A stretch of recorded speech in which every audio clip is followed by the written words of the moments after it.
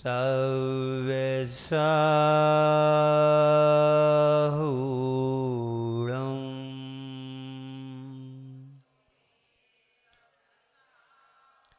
एसो पंचणमुयारो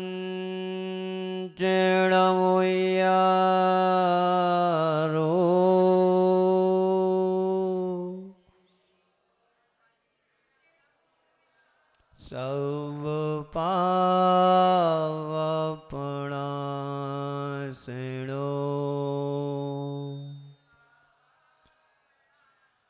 मंगलाणं च सब्बेसिं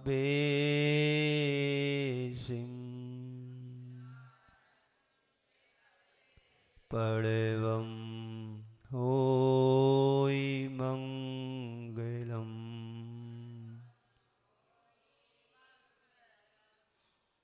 बंदो श्री अरिहंत पदे वीतरागवे ज्ञान वर्णो वारे भावना जग जीवन हित जान। पंच परमेष्टि भगवान की, देवादिदेव भगवान महावीर स्वामी की, अहिंसा परमो धर्म की, परम पूज आचार्य गुरुवर श्री विद्यासागर जी महाराज की, परम पूज आचार्य श्री समय सागर जी महाराज की, परम पूज मुनि श्री सुधा सागर जी महाराज की।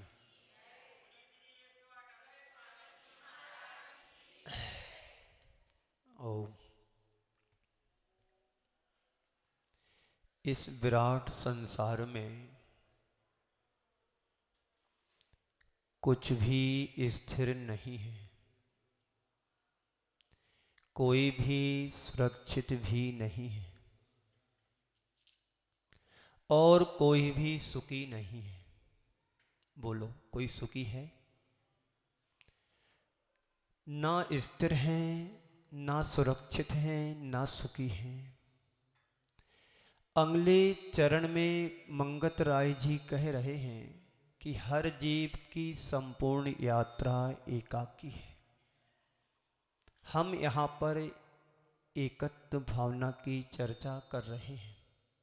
हर जीव अकेला है। थोड़ा अपने जीवन पर दृष्टिपात करके देखते हैं। हम जन्मे भी अकेले थे और मरण भी अकेले करेंगे। इस बात पर जिसका श्रद्धान हो जाता है वो फिर संसार में ज्यादा विचलित नहीं होता है। हर व्यक्ति को अकेला जाना ही है, ये निश्चित है, तय है। हम अपनी मृत्यु के तो साक्षी नहीं बन पाए, लेकिन जितनों को भी हमने मरते हुए देखा वो सब अकेले ही इस संसार से गए। ये बात अलग है कि किसी का एक्सीडेंट हो जाता है तो 4-5 इकट्ठे चले जाते हैं, पर हर व्यक्ति जरूरी नहीं है कि एक साथ यहाँ से संसार से जाए और एक साथ जन्म ले। ये प्रकृति का अकाट नियम है कि जन्मे मरे अकेला चेतन सुख दुख का भोगी। और किसी का क्या एक दिन यह देह जुदी होगी। संत कहते हैं जन्मे अकेले मरे अकेले। ये तो बहुत स्थूल बात है। जीना भी तुम्हें अकेला है संसार में। मान लीजिए किसी की शादी हुई और 6 माह बाद किसी का अवसान हो जाए, 2 में से तो क्या होगा? अकेला ही रहना पड़ेगा ना। मतलब जीना भी तुम्हें अकेला है, ये संसार की नियति है। तुम्हारे साथ लोग होंगे पर ये तुम्हारे हैं, ये तुम्हारा भ्रम है। बहुत सारे लोग यहां पर बैठे हैं, आप कहोगे मेरे साथी हैं। ये साथी कहना ही तुम्हारे जीवन का सबसे बड़ा भ्रम है। सबके बीच में तुम अकेले हो। इस अनुभूति का नाम एकत्व भावना है। किसका नाम एकत्व भावना है? अकेलेपन का एहसास करना। थोड़ी देर के लिए विचार करो,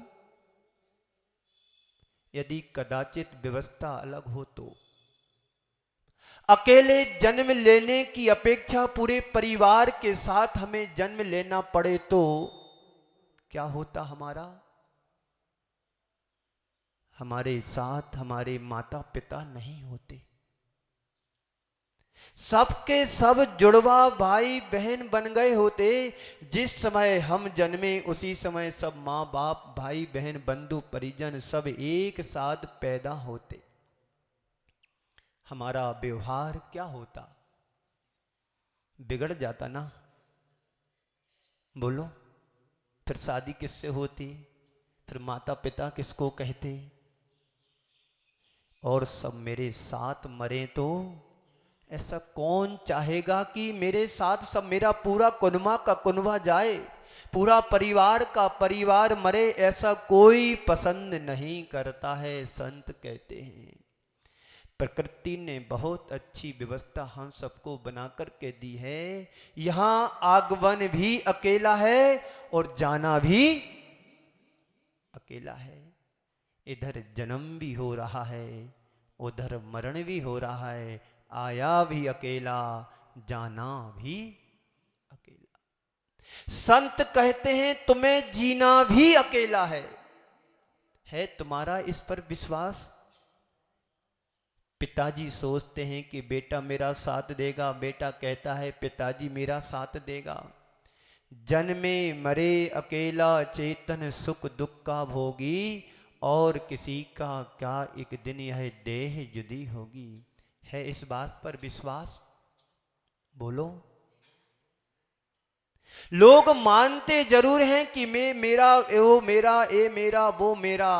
संत कहते हैं कि तुम व्यवहार में मेरा कह लो, लेकिन यथार्थ की तरफ जब तुम्हारी दृष्टि होगी संसार में कोई किसी का नहीं है। सब पृथक हैं, सब अकेले हैं, सब एकाकी हैं। तुम जरूर कह रहे हो कि ये मेरा है, ये मेरा है, ये मेरा है, पर तुम्हारा इस संसार में कुछ भी नहीं है। बोलो क्या है? तुम्हारे तन के वस्त्र भी तुम्हारे नहीं हैं, ये भी तुम दुकान से खरीद करके लाए हो। अरे वस्त्र तो जाने दो, तुम्हारा शरीर भी तुम्हारा हाथ में नहीं है। बोलो है तुम्हारे हाथ में शरीर? यदि तुम्हारा शरीर तुम्हारे हाथ में होता तो तुम फिर बीमार नहीं होते कभी। और बीमार कदाचित किसी पाप कर्म की योग से हो भी जाते तो तुम तुरंत कंट्रोल कर लेते। तुम बीमार होने का टाइम नहीं है, अभी स्वस्थ रहो। ये शरीर भी जब तुम्हारा नहीं है तो तुम अकेले हो, एकाकी हो। तुम केवल तुम ही हो। इस सत्य की अनुभूति का नाम एकत्व भावना है और इसका आनंद हमें लेना चाहिए। जीवन में कई बार लोगों को ऐसा एहसास होता है कि कोई किसी का नहीं है। होता है क्या किसी का कोई? कब? जब किसी से झगड़ा हो जाता है तब लगता है कोई संसार में नहीं है, सब स्वार्थ के हैं। बड़े जतन से तुमने बेटे को पाला पोसा, बड़ा किया, योग्य बनाया, अरमानों से भर कर के उसकी तुमने शादी की। कल तक बेटा तुम्हारा बात सुनता था, तुम्हारी बात सुनता था, तुम्हारे अनुसार चलता था, श्रवण कुमार था। जैसे ही बाप और बेटे में अनबन हो जाती है, वही बेटा कल तक जो श्रवण कुमार था आज वह कंस की औलाद बन गया। क्या हो गया? बोलो। जिस बेटे को तुमने बड़े अच्छे से पाला पोसा, बड़ा किया, पढ़ाया लिखाया, योग्य बनाया, शादी भी बड़े अच्छे ढंग से तरीके से कर दी, और 1 वर्ष हुआ नहीं, 6 महीने हुए नहीं, बेटा कहता हम तुम्हारे साथ अब रहने को तैयार नहीं हैं।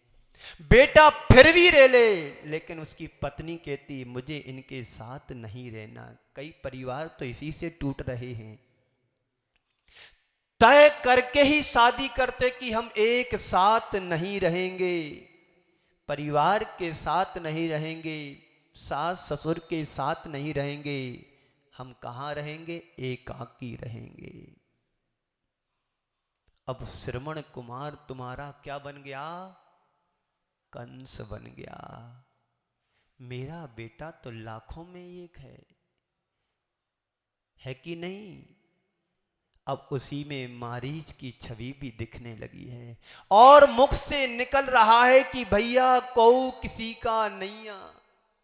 कहते ना ऐसे जब अनबन हो जाती है तो माँ कहती है, वृद्ध माँ कहती है भैया हम क्या करें, बड़े परेशान हैं, कोई किसी को नैया, इस संसार में हम अकेले रह रहे, अकेले बना रहे, बीमार हो जाए तो कोई साथ देने वाला भी नहीं है।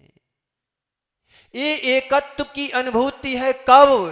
जब तक तुम्हारा स्वार्थ टकराया, जब स्वार्थ टकरा जाता है तब लगता है कि ऐसा संसार में कोई किसी का नहीं है। अगर स्वार्थ की पूर्ति में सहायक हो जाए तो फिर सब हमारे हैं, तब तक हमारे हैं सब। मतलब पूर्ण होने तक सब अपने हैं और मतलब ना सदे तो सब पराए हैं, बेगाने हैं। में एक प्रकार की विद्वेषपूर्ण जन स्थिति की अनुभूति है। कोई तुम्हारा विरोध कर रहा है, तुम्हें लग रहा कि संसार में कोई मेरा नहीं है, तुम्हारा साथ दे रहा है तो सब संसार में मेरे हैं। इस तरह की जो अनुभूति है विद्वेषपूर्ण अनुभूति है, जिसका यहाँ पर कोई प्रयोजन नहीं है, ऐसा लोग महसूस करते हैं। एक बार ऐसा हुआ, बड़े अरमानों से भरकर के बेटी की शादी की, उसे विदा किया, घर खाली खाली सा लग रहा है अनुभव आप लोगों का? 25 वर्ष तक बेटी को घर में रखा, बड़े अरमानों से उत्साह से भरकर के बेटी की विदा कर दी। विदा हो जाने के बाद घर में खाली खाली सा लग रहा है। भैया कोई किसी का नहीं है, किसी का कोई नहीं। बिटिया थी वो पराए घर की थी, चली गई। एक कर्तव्य पूर्ति के बाद एकाकीपन का एक अनुभव हो रहा है, ये बिछोह जन्य अनुभव है। क्योंकि बेटी मेरी थी, बेटी की विदा कर दी, बेटी अपने घर चली गई। अब कैसा अनुभव हो रहा है? बिछोह जन्य अनुभव हो रहा है। आज समय में किसी की मृत्यु हो जाती है, अब क्या करें, कोई नहीं है, अब मैं अकेला हूं, अकेला ही रहना पड़ रहा है। चला गया, जाने वाला चला गया। यहां एकाकीपन की अनुभूति जो हो रही है वो वियोग जन्य अनुभूति हो रही है। एक विद्वेषपूर्ण अनुभूति, एक बिछोह जन्य अनुभूति और एक वियोग जन अनुभूति। यहां एकत्व का अनुभव नहीं कर रहे, यहां अकेलापन का अनुभव हमारे साथ हो रहा है। किसका अनुभव हो रहा है? अकेलेपन का अनुभव। एक होता है विवेक जन एकत्व, उसकी चर्चा मैं यहां आपसे करूंगा। सबके साथ रहते हुए भी अपने आप को अकेला महसूस करना। सबका प्रेम मुझ पर बरस रहा है, सबके बीच सब अपना अपना कर्तव्य निभा रहे हैं, फिर सबके बीच अपने में रहना ये एकत्व की अनुभूति है। बोलो है अनुभूति इस तरह की आपके पास? नहीं है।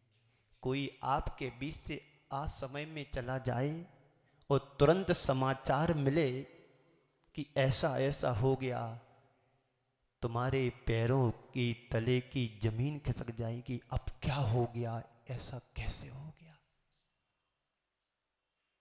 संत कहते हैं ये तो तुमने अनंतों बार ऐसा किया है, अनंतों बार तुम्हारे साथ संयोग बना है, वियोग बना है, बिछोए हुआ है। ये तो एक बार की बात नहीं है, अनंतों बार इस जीव के साथ ऐसा हुआ है। संत कहते हैं सबके बीच रहते हुए भी अपने में रहा जा सकता है, अकेलेपन का अनुभव किया जा सकता है। इसी का नाम एकत्व भावना है। हकीकत तो यही है, हम सबके बीच में भी हम अकेले हैं, इस बात पर विश्वास हमें करना होगा। यथार्थ ही है, जो भी तुम्हें भीड़ जमघट दिखाई दे रहा है, और भीड़ में रहने वाला हर प्राणी कैसा है, अकेला है।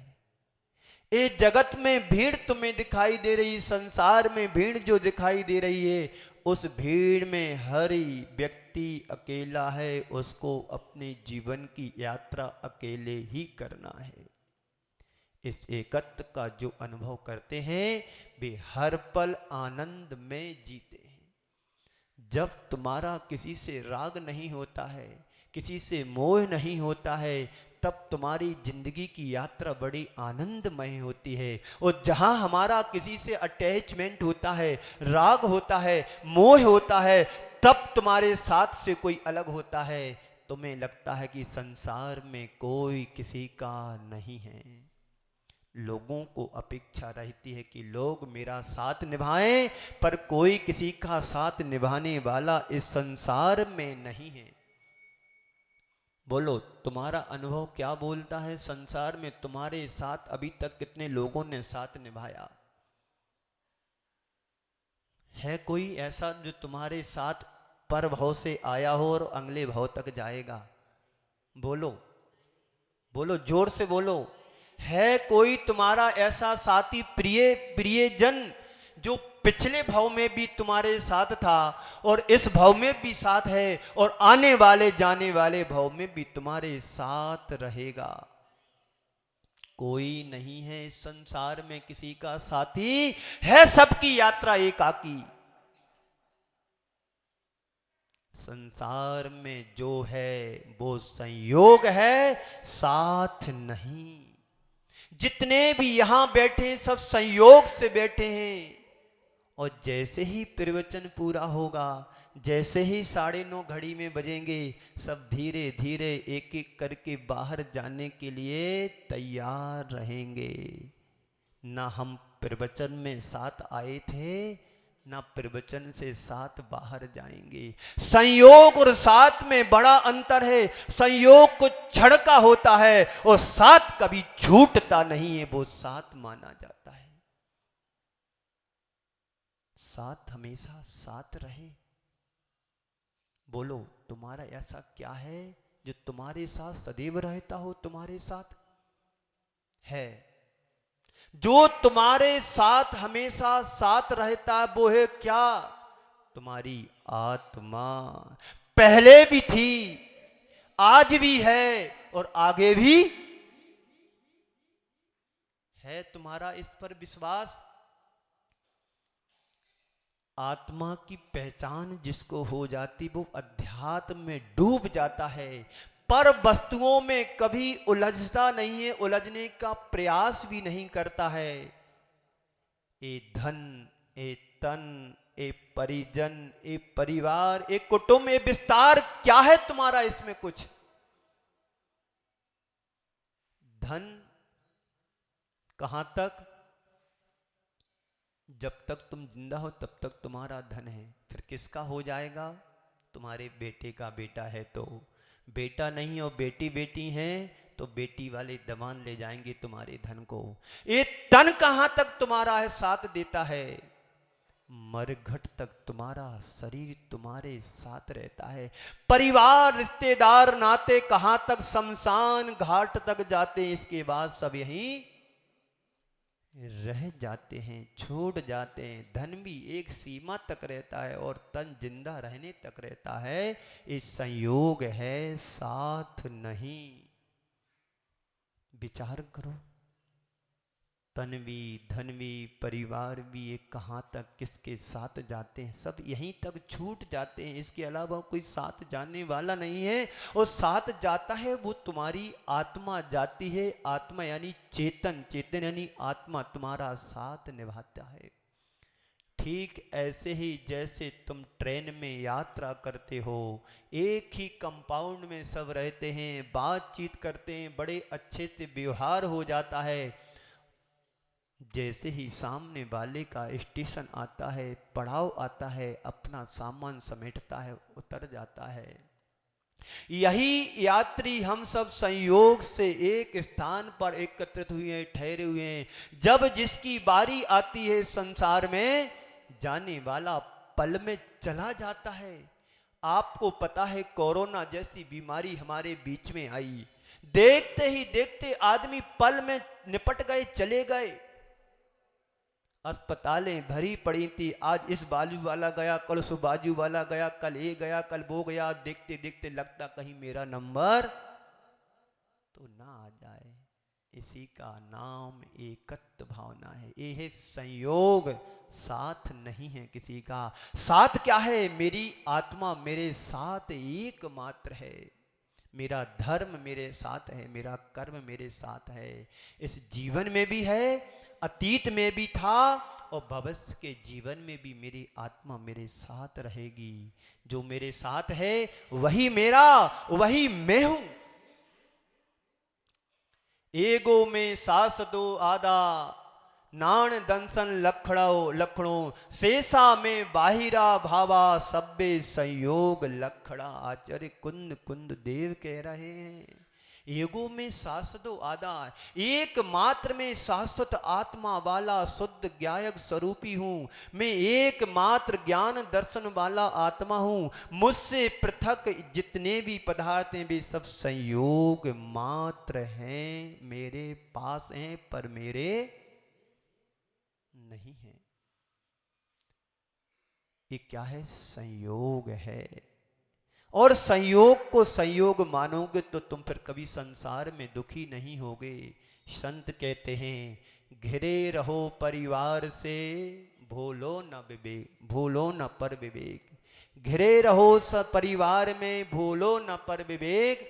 आया एक का एक था और अंत एक का एक। परिवार के साथ रहो, पर परिवार में इतने घुल मिल न जाओ कि तुम अपने आप को ही भूल जाओ। क्योंकि ये परिणति है, जीव की ये स्थिति है कि अकेला आया था और अंत भी इस जीव का अकेला है। मैं रोज यहाँ पर जंगल जाता हूँ, शमशान घाट के आगे, वहाँ से निकलना पड़ता है। आज मेरे मन में विचार आया, जी अंतिम पड़ाव है, व्यक्ति के अंतिम संस्कार यहाँ पर होते हैं। कितने लोग संस्कार करने के लिए आते हैं, अंतिम संस्कार की आहुति देने के लिए आते हैं, पर उनको ये खबर नहीं है एक दिन भी मुझे यहीं पर आना होगा। ये जीवन का यथार्थ है, सत्य है कि व्यक्ति विश्वास बहुत कम कर पाता है कि मुझे भी इस पड़ाव पर आना होगा। ओम। अब घिरे रहो परिवार से, भूलो न पर विवेक। आया एक का एक था, अंत एक का एक। हूं सबके बीच अकेला।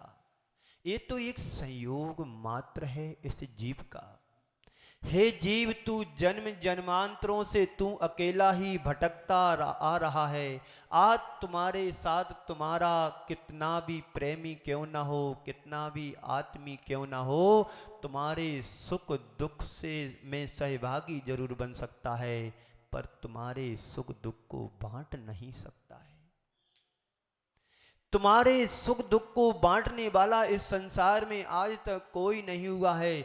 मान लीजिए तुम्हारे सिर में दर्द हो रहा है, तुम्हारे सिर में बाम लगा सकता है, तुम्हारे लिए बैठ करके तुम्हारे पास तुम्हारे हाथ पैर को दबा सकता है।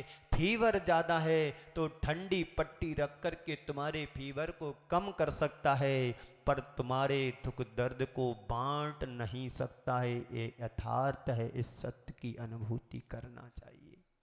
इसी का नाम एकत्व भावना है कि जिस व्यक्ति को जो दुख हो रहा है उसके सहभागी बन सकते हो, प्रेरणा दे सकते हो, सहानुभूति के दो शब्द सुना सकते हो, पर उसके तुम दर्द को बांट नहीं सकते, अलग नहीं कर सकते हो। उस जीव को ही अकेला भोगना पड़ता है। तुम्हारे दर्द को तुम्हें खुद ही भोगना पड़ेगा। ये सब स्वार्थ का मेला है, एक दिन बिखरना ही है संसार में। ज्यो मेले में पंथी जन मिलने ने फ्रे धरते हैं।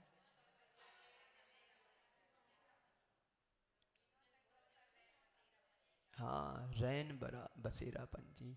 जब मृत्यु आने पर कोई बच नहीं सकता है, जैसे बांध के टूट जाने पर बांध को हम जोड़ नहीं सकते हैं, ऐसे ही व्यक्ति को चले जाने पर उसको हम बचा नहीं सकते हैं। बड़ा मुश्किल होता है। जीवन के इस यथार्थ को समझो, जीवन के इस सत्य को पहचानने की कोशिश करो। सब इस संसार में स्वार्थी हैं, सब अपने अपने लिए रोते हैं और किसी के लिए कोई रोया। बहुत अच्छा उदाहरण याद आ गया। एक बार एक आदमी की पत्नी मर गई। सुन रहे हो ना, कहानी है। एक बार एक आदमी की पत्नी मर गई, दिन भर हो गया रोई चला जा रहा है। उसको रोते देख करके बहुत सारे लोग इकट्ठे हो गए। उसको समझाते हुए कहा कि भाई इतना क्यों रोई चला जा रहा तू? मुझे लग रहा है तू रोते रोते आधा हो गया है। पर पता है तुम्हारी 2 साल पहले दादी मरी थी तो तुम इतने नहीं रोए थे। क्या तू पत्नी से इतना ज्यादा प्यार करता था कि तू इतना रोए चला जा रहा? सुनो, प्यार यार की बात मत करो। 2 साल पहले जब मेरी दादी मरी थी तो पूरे मोहल्ले की दादी आ गई थी, बेटा तू चिंता मत कर, मैं तो हूं तुम्हारा। बेटा तू चिंता मत कर, मैं तो हूं तुम्हारी। और 6 महीने पहले तुम्हारी मां मरी थी तो तू इतना नहीं रोया था। सुनो, जब मेरी मां मरी 6 महीने पहले तो पूरे मोहल्ले की माताएं आ गई, बेटा तू चिंता मत कर, मां मर गई तो कोई बात नहीं, मैं तो तुम्हारी मां हूं।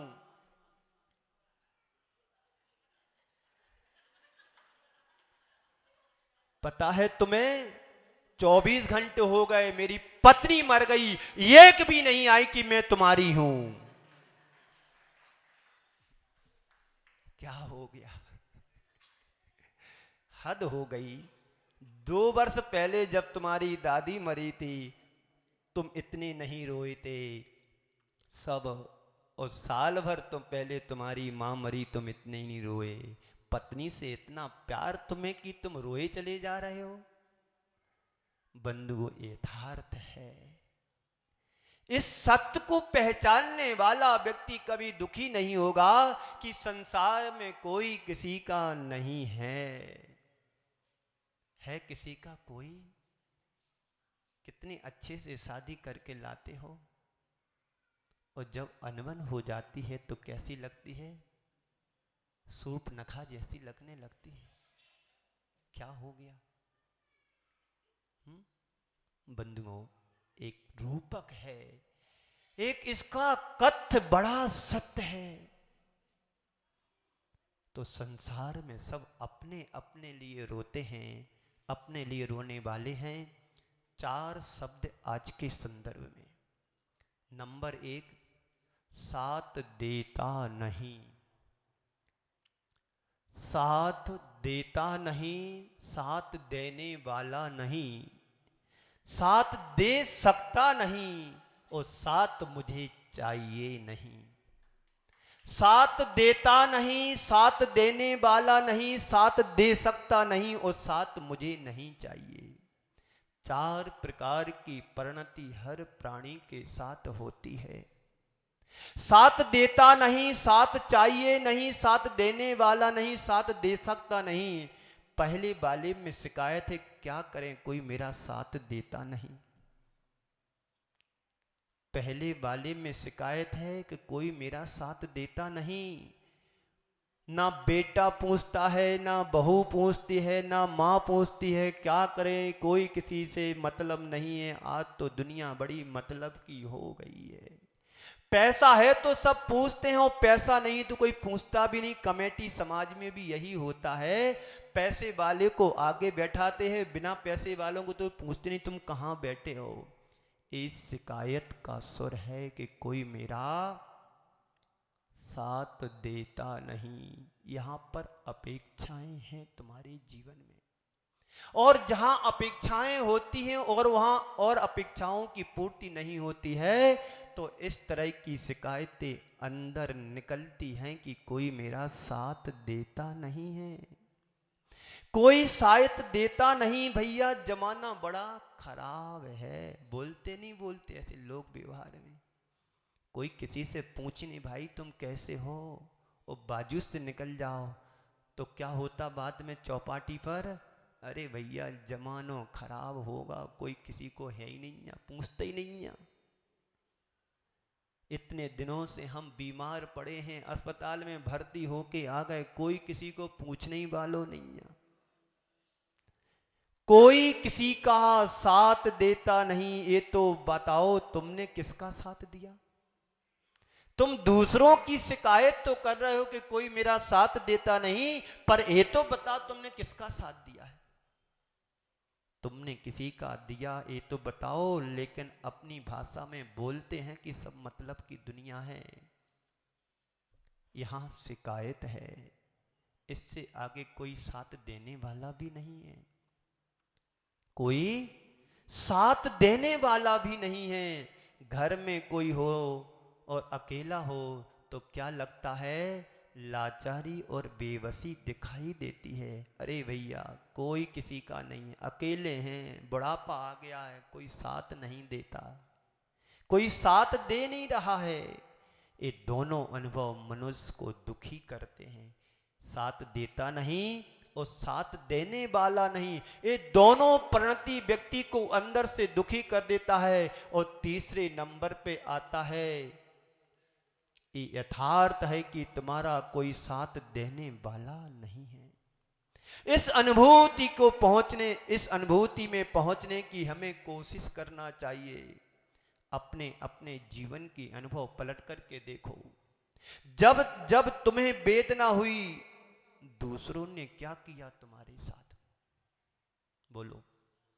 तुम्हारे लिए दवाई लगा दी, तुम्हारे हाथ मार दबा दिए हों, तुम्हारे साथ दो चार शब्द सहानुभूति के बोल दिए हों, तुम्हारे लिए पैसों की जरूरत पड़ी, तुम्हारे लिए पैसों की सहायता कर दी हो, लेकिन तुम्हारा दर्द उनने क्या बांटा, दवाई लगा दी होगी, दो चार शब्द अच्छे सुना दी हो। भैया शरीर है, दुखों का घर है, होता रहता है, आज है कल ठीक हो जाएगा, चिंता नहीं करो, हम तो तुम्हारे साथ में हैं। ऐसा बोलते हैं ना लोग व्यवहार में, बोलते हैं, पर तुम उनके अंदर का दुख दर्द क्या दूर कर पाए, नहीं ना। जब मौत होगी वो भी तुम्हारे साथ मरेंगे क्या, नहीं, अकेले ही जाना पड़ेगा इस संसार से। ये जीवन की एक बहुत बड़ी सच्चाई है। साथ नहीं देता ये शिकायत है, और साथ दे नहीं सकता ये जीवन का यथार्थ है, सत्य है। लेना चाहे भी तुम किसी का साथ नहीं ले सकते हो। अगर पापोदय से, अगर पापोदय हो और अगर उसे कोई सहयोग करना पड़ेगा तो कोई सहयोग कर सकता है क्या, नहीं कर सकता है। अपना अपना पुण्य पाप हर कोई यहाँ पर भोगता है, दूसरा तो केवल उसका निमित्त बनता है। मान लीजिए तुम्हें किसी ने गालियां दी, सामने वाला निमित्त बनकर के चला गया, उसका सुख दुख का अनुभव वेदन तो हमें स्वयं करना पड़ता है कि सामने वाला मेरे लिए अपशब्द कह करके चला गया, सामने वाले ने मुझे झटका दे दिया, सामने वाले ने मेरे पैसे खा लिए, वो सामने वाला तुम्हारा सिर्फ निमित्त है। लेकिन यहाँ पर कोई किसी का साथ नहीं है, हर कोई अनाथ है। तो साथ देता नहीं, ये बात गलत, साथ दे नहीं सकता, ये बात सत्य है। साथ दे नहीं सकता कि अनुभूति जिन्हें हो जाती है उसका जीवन धन्य हो जाता है। एक उदाहरण आ रहा है, समय भी आपका हो रहा है, इस बात को सुना करके मैं विराम लूंगा। भगवान महावीर के जीवन काल की घटना है। सम्राट श्रेणिक भगवान महावीर के दर्शन की वंदना के लिए चला जा रहा था। रास्ते में सम्राट श्रेणिक देखता है कि एक तरुण तपस्वी कंचन काया को लेकर के दिगंबर मुद्रा में तपस्या कर रहा है। उसे थोड़ी देर के लिए बड़ा आश्चर्य हुआ कि इतनी तरुण तपस्या में और एक युवक, क्या इसके लिए कोई साथ देने वाला नहीं मिला? सम्राट श्रेणिक ने अपने रथ को रोका, अपनी महारानी चेलना के साथ रथ से नीचे उतरा, उस युवा तपस्वी की वंदना की और वंदना करके पूछ ही लिया, हे महान तपस्वी, तुमने इस कंकटा कीर्ण मोक्ष के मार्ग को, पथ को क्यों अपनाया? क्या तुम्हारे लिए कोई तुम्हें साथ देने वाला नहीं मिला? इतनी तरुण अवस्था में कंचनमयी काया, द्युतिमान तुम्हारी काया, तुम्हें तो इस काया के साथ स्वर्गों का वैभव भोगना चाहिए था। तुमने कंटका कीड़ मार्ग को क्यों चुना? क्या तुम्हें कोई साथ देने वाला नहीं मिला? तरुण तपस्वी की भी सामायिक पूरी हुई और अपनी काया में आए। तपस्वी कहता है कि राजन, मैं अनाथ था, तुम अनाथ थे? मैं अनाथ था। सम्राट श्रेणिक इस शब्द को समझ नहीं पाया। सम्राट श्रेणिक कहते हैं कि गुरुदेव, मैं आपके इस बात को समझ नहीं पा रहा हूं। यदि आपको आपत्ति ना हो तो आप मुझे अपने अनाथत्व का परिचय दीजिए।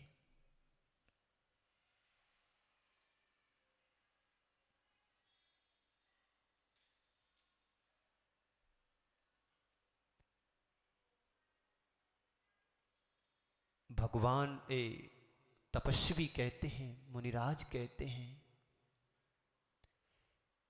कि मैं एक दिन अचानक बीमार हो गया।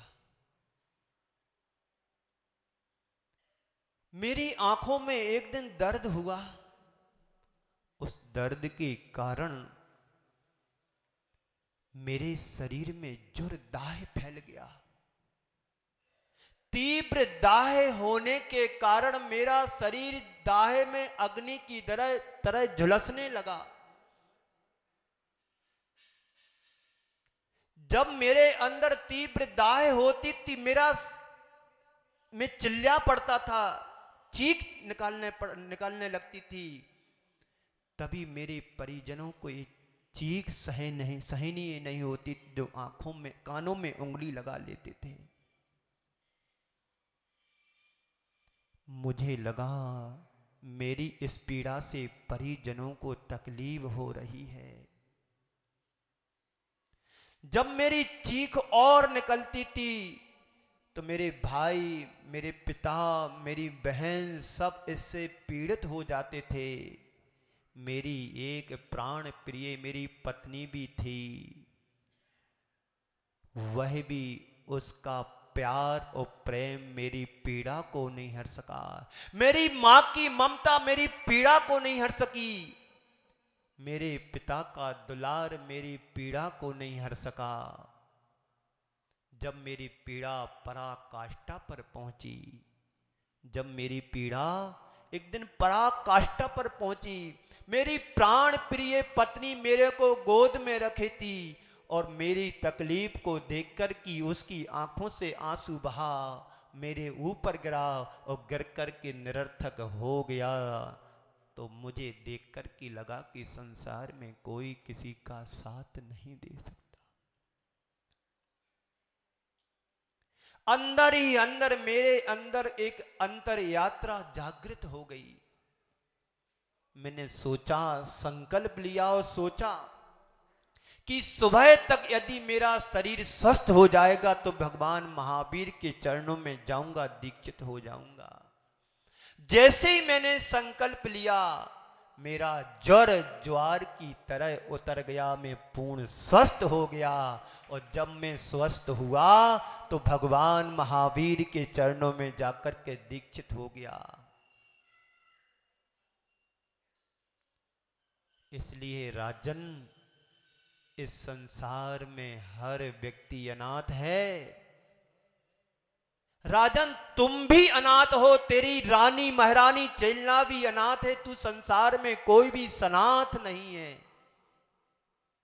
ये बात राजा श्रेणिक को थोड़ी अच्छी नहीं लगी कि मैं कैसे अनाथ हो सकता हूं, मेरी पत्नी कैसे अनाथ हो सकती है। तो उसने बताया कि संसार का हर प्राणी अनाथ है, संसार का हर प्राणी अनाथ है। यदि तुम सनाथ बनना चाहते हो तो भगवान के चरणों में चले जाओ, तुम सनाथ हो जाओगे। यहाँ पर तो हर व्यक्ति अनाथ है। अनाथ होने के लिए संसार के तुम्हें बंधन छोड़ना पड़ेगा, तभी तुम सनाथ हो पाओगे। बंधुओं, एकत्व भावना हम सबके जीवन के लिए बहुत महत्वपूर्ण है। संसार में रहो, परिवार के बीच में रहो, पर इन सब के बीच में रहते रहते अपने आप को एकाकी का अनुभव करो, तो मानेंगे कि अनाथ सनाथ तुम्हारे जीवन में क्या परिवर्तन लाता है। यही मेरे अनाथत्व का परिचय था। बड़े बड़े वैद्य आए, उनने मेरी पीड़ा को नहीं हर सके, औषधि मंत्र आदि भी मेरी पीड़ा को दूर नहीं कर सके, वे भी पीड़ा को नष्ट नहीं कर सके। अब मुझे किसी सनाथ की जरूरत नहीं है, किसी के साथ की जरूरत नहीं है। राजा श्रेणिक मुनिराज के वचनों को सुनकर स्तब्ध हो गया, रह गया, चरणों में अभिभूत हो गया। बंधुओं, यही संदेश हम सबके लिए लेना है। हर कोई यहाँ पर अनाथ है, साथ देता नहीं, साथ देने वाला नहीं। इन दोनों बातों से ऊपर उठो। साथ दे नहीं सकता, इस सत्य को स्वीकारो, और साथ नहीं चाहिए, इस अनुभूति को अंदर उतारो। इसी में तुम्हारे जीवन का उद्धार और कल्याण है। अब मुझे किसी का साथ नहीं चाहिए। जो सबका त्राता बन गया, जो भगवान बन गया, उसे अब किसी का साथ नहीं चाहिए। समय आपका हो गया। इसी मंगल भावना के साथ हम सभी इस एकत्व भावना को भाएं और अपने जीवन में उतारने का पुरुषार्थ करें, क्योंकि इस संसार में जीव अकेला ही भ्रमण कर रहा है, आगे भी अकेला करेगा और पीछे भी अकेला भ्रमण कर रहा था। इस सत्य को स्वीकारो और अपने जीवन में उतारने का पुरुषार्थ करो। इसी मंगल पुनीत भावना के साथ मैं पूज्य गुरुदेव के चरणों में नमन अर्पित करते हुए विराम देता हूँ। बोलिए परम पूज्य आचार्य गुरुवर श्री विद्यासागर जी महाराज की जय हो। परम पूज्य मुनिवर श्री अरह सागर जी महाराज की जय हो। ओम ओम।